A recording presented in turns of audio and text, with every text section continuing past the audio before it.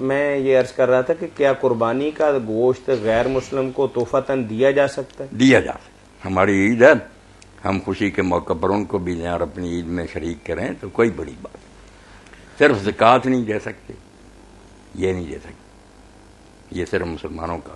تو وہ جو امام ابو حنیفہ رحمۃ اللہ علیہ کے ساتھی تو کہتے ہیں ہم صدقہ فطر بھی دے سکتے ہیں. کوئی غریب پاس رہتا ہے عیسائی یہودی، دے دیں اس کو. زکوٰۃ نہیں دے سکتے، زکوٰۃ مسلمانوں سے لی جائے گی انہیں پر خرچ.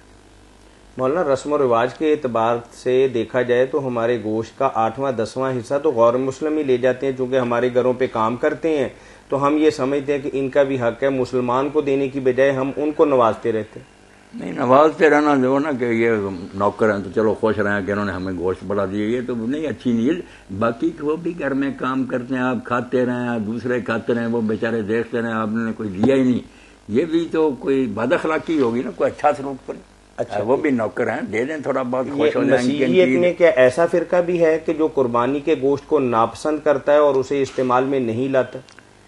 یہ عیسائی جانتے ہیں، ہم نے تو کوئی ایسا نہیں دیکھا جس کو گوشت برا لگتا. نہیں مولانا، ہمارے قریب ایک گرجا ہے ہمارے علاقے کے اندر، ان کو ہم نے ایک دفعہ گوشت بھجوایا تو انہوں نے واپس کر دیا.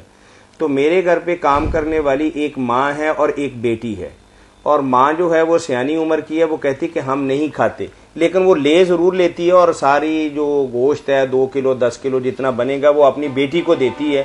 اور بیٹی کہتی ہے کہ ہم 2-4 مہینے تک کھاتے ہیں، چونکہ ہمارے ہاں منع نہیں ہے، ان کے ہاں منع ہے. نہیں، ان کے ہاں پتہ نہیں کیوں منع. عیسائیوں میں تو کوئی شے ہی منع نہیں ہے. نہیں کھاتے مولانا. جیسے سینٹ پال نے جب سے دین عیسی کو بدلا، اس نے تو کہہ دیا کوئی شے جو باہر سے اندر جاتی ہے خوراک، یہ آدمی کو ناپاک نہیں کرتی. اس کے بعد تو یہ خنزیر، کتا، مردار ہر شے کھاتے ہیں.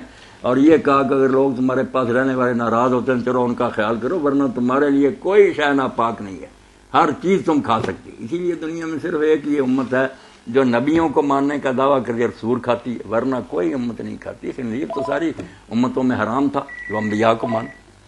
تو گوشت وغیرہ ان کے ہاں حرام کوئی نہیں. ویسے وہ کہتے ہوں گے کہ مسلمان اگر دیں گے اور ہمارے لوگ کھائیں گے متاثر نہ ہو جائیں کہ مسلمان بڑے اچھے اخلاق والے ہیں. یہ بات وہ سمجھ میں آتی ہے کہ جب رسول کریم علیہ السلام نے دیکھا نا کہ مکہ میں قید پڑ گیا، لوگوں کا برا حال ہوا. حدیث پاک میں آتا ہے کہ لوگوں کی آنکھوں کے سامنے دھواں آنے لگا، بھوکے مر رہے تھے لوگ، چمڑے سوکھے تلاش کر کے اس کو جلا کر کھاتے تھے.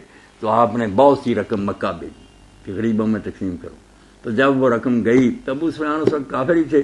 وہ کہنا توبہ توبہ تو یہ محمد کی چاہت ہے کہ یہاں کے غریبوں کو دو سارے اس کے مرید ہو جائیں. نہیں، انہوں نے کہا یار یہ چھوڑ باتیں، مر رہے ہیں تجھے یہ سوجی ہوئی سیاست.